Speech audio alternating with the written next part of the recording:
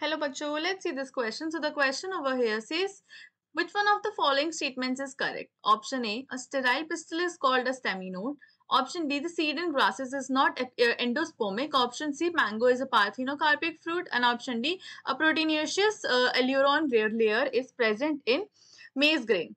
So the key question में हमें 4 different options दिए गए हैं and हमें बोला है कि इनमें से कौन सा option हमारा correct option है. So the key concept here is aileron layer. So aileron layer क्या होती है? So ऐसी लेयर जो होती है ये जनरली एक अगर हम सिंगल लेयर बोल सकते हैं इसको. So it is a single layer of cells जो कि हमारी मिलती है in the outer part of endosperm. So endosperm के ये outer part में ऐसी layers को देखा जाता है. So endosperm's outer part. And ये जो एंडोस्पर्म आउटर पार्ट होता है ये ऐसे सीरियल ग्रेन्स में प्रेजेंट होता है जैसे कि मेज. सो ऐसी लेयर्स जो होती हैं ये सिंगल लेयर बनी होती हैं सेल्स की एंड इनको एंडोस्पर्म्स के आउटर पार्ट में देखा जाता है इन सीरियल ग्रेन्स. एंड ऐसे सीरियल ग्रेन्स का एग्जाम्पल हम लोग मेज को ले सकते हैं. सो ये जो जनरली लेयर होती हैं ये हमारी रिच इन प्रोटीन होती हैं एंड ये rich in protein and enzymes होती हैं.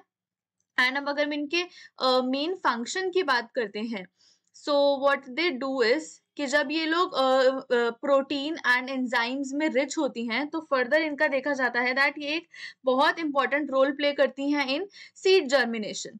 सो ये सीड जर्मिनेशन में कैसे रोल प्ले करती हैं? ये क्या करते हैं, ये जो एंजाइम्स होते हैं ये प्रोड्यूस होते हैं बाय द एल्यूरोन लेयर. ये हेल्प करते हैं in breaking down of stored starches. तो जितने भी स्टार्च हमारे स्टोर्ड होते हैं एंडोस्पर्म ये उनका ब्रेक डाउन करते हैं एंड फर्दर हमारी हेल्प करते हैं.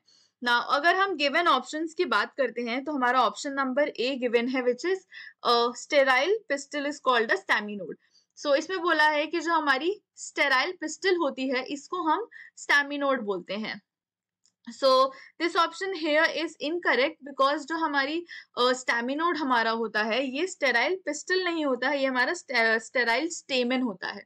सो हमारा जो स्टेराइल स्टेमन होता है उसको हम लोग स्टेमिनोड बोलते हैं ना कि स्टेराइल पिस्टल को. नेक्स्ट अगर हम बात करते हैं ऑप्शन नंबर बी की, ऑप्शन नंबर बी में हमें बोला है कि the seed in grasses is not endospermic. So इसमें बोला है कि जो हमारी ग्रासेस होती हैं उनके जो सीड्स होते हैं वो हमारे एंडोस्पर्मिक नहीं होते हैं. So this option here is also incorrect because देखा जाता है दैट हमारे मोस्ट ऑफ द सीड्स जो होते हैं जैसे कि लाइक वीट एंड ग्रास, अगर हम वीट एंड ग्रास को लेके बात करते हैं, वीट एंड मेज को लेके बात करते हैं एग्जाम्पल को, तो ये हमारे मोस्ट ऑफ दी जो सीड्स होते हैं ये होते हैं हमारे एंडोस्पर्मिक एंड इनका मीनिंग होता है that they provide nutrition to the developing embryo. Option number C की अगर हम बात करते हैं तो इसमें बोला है कि जो हमारा मैंगो है ये हमारा एक पार्थेनोकार्पिक फ्रूट है.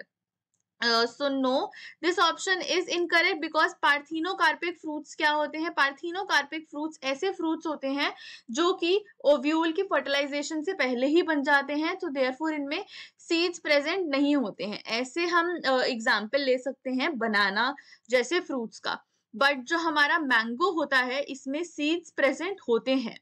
सो ये हमारे इसमें सीड प्रेजेंट होता है. अगर नेक्स्ट हम देख लेते हैं ऑप्शन नंबर डी, तो ऑप्शन नंबर डी में हमें बोला है कि प्रोटीनेशियस हमारी एक लेयर प्रेजेंट होती है, प्रोटीनेशियस एल्यूरोन लेयर प्रेजेंट होती है in maize grain. So yes, this option here is absolutely correct because हमारी जो एल्यूरोन लेयर होती है ये प्रेजेंट होती है सीरियल ग्रेन्स लाइक मेज में. और अगर हम बात करते हैं इनकी तो काफी बार देखा जाता है दैट ये जो हमारी एल्यूरोन लेयर होती है ये काफी हेल्पफुल होती है इन सीड जर्मिनेशन एंड ये हमारी आउटर एंडोस्पर्म में प्रेजेंट होती है. सो ये लेयर को हमें देखा जाता है in outer part of endosperm.